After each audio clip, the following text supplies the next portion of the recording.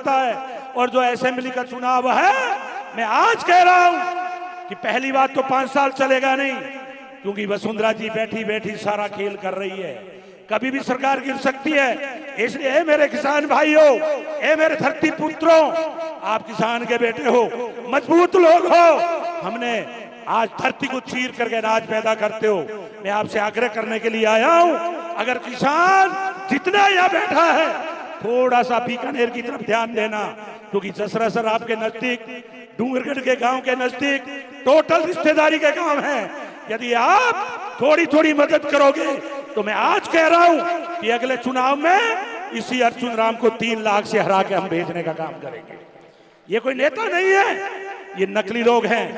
मोदी जी आएंगे 400 लाएंगे, मोदी जी 240 में निपट गए। झूठ बोलते हुए इनको शर्म नहीं आती है। पूरे देश को मंदिर के नाम पे मूर्ख बना रहे हैं, मीडिया इन्होंने खरीद लिया। इसलिए मेरे किसान के बेटों, मुझे याद आती है चौधरी चरण सिंह के वक्तव्य आज भी। उन्होंने कहा कि कौन मिलने आए हैं, कि मीडिया के लोग आए हैं। तो उन्होंने उस वक्त कहा था कि मीडिया के लोग वापस चले जाओ। मेरे किसान तो अखबार पढ़ना जानते ही नहीं, इसलिए मैं आपसे कहने आया हूं, ये मीडिया पूंजीपतियों के हाथ में जा चुका है। आज अंबानी और अडानी सरकार चला रहे हैं, लेकिन ये लूंगी लगड़ी सरकार है साथियों, ये ज्यादा दिन चलने वाली नहीं है। आप मजबूत हो जाए, आने वाला समय, आज मैं कह रहा हूं 3 साल पहले अगली सरकार डोटासरा जी के नेतृत्व में, राहुल जी के नेतृत्व में, अशोक गहलोत और कांग्रेस के नेताओं के नेतृत्व में कांग्रेस की सरकार बनेगी राजस्थान में। ये ध्यान रख लेना, कोई रोक नहीं सकता। पार्लियामेंट कांग्रेस जीतेगी, भारतीय जनता पार्टी का सुपड़ा साफ हो रहा है। आज बिहार में साफ, महाराष्ट्र में साफ, राजस्थान में 11, पंजाब में इनका नाम लेने वाला नहीं है। इसलिए पूरा भारत का बेटा जान चुका है, किसान जान चुका है, मोदी झूठा है, झूठ पे झूठ बोलता है। अमित शाह तड़ी पर, गुजरात का मुकदमे उनके ऊपर, और आज देश का गृह मंत्री। इसलिए जनता समझ चुकी है इनके झूठ को, इसलिए पर्ची की सरकार बनाई है। आज मैं डोटासरा साहब, मैं आपसे निवेदन करना चाहता हूं, क्योंकि समय कम है, मैं कम में समय में मेरी बात कहूंगा कि आज भजन लाल जी और अर्जुन राम जी दोनों नोखा में आ रहे हैं। नोखा के अंदर 3 दिन पहले महिला मेघवाल वन में घूमने गई थी, उनके साथ, मैं नाम नहीं जानता, सिंह है, 2 लोगों ने उनके साथ सरेआम बलात्कार किया। मेरे मोबाइल में FIR पड़ी है ये, और आपने उठाया है मुद्दा कि राजस्थान सरकार बनने के बाद बीजेपी की महिलाओं पे सबसे ज्यादा अत्याचार है। आज उनके साथ बलात्कार 5 दिन हो गए, एक भी मुलजिम की गिरफ्तारी नहीं। उदयपुर के अंदर संजय मेघवाल मास्टर को उसका गला काट दिया। हमारी सरकार ने कन्हैयालाल को 50 लाख का मुआवजा दिया था, लेकिन बीजेपी ने अभी तक कुछ नहीं किया, वहां आंदोलन चल रहा है। नोखा के अंदर मैंने आपको बताया सोवा गांव, जिसके अंदर बलात्कार हुआ महिला के साथ, उसमें गिरफ्तारी नहीं। अभी अभी मोबाइल पे आया है कि एक 17 साल का नौजवान, उसकी हत्या होगी बीकानेर में, लाश लेके मोर्चरी पे बैठे हैं, क्योंकि ये सरकार तो पर्ची की सरकार है।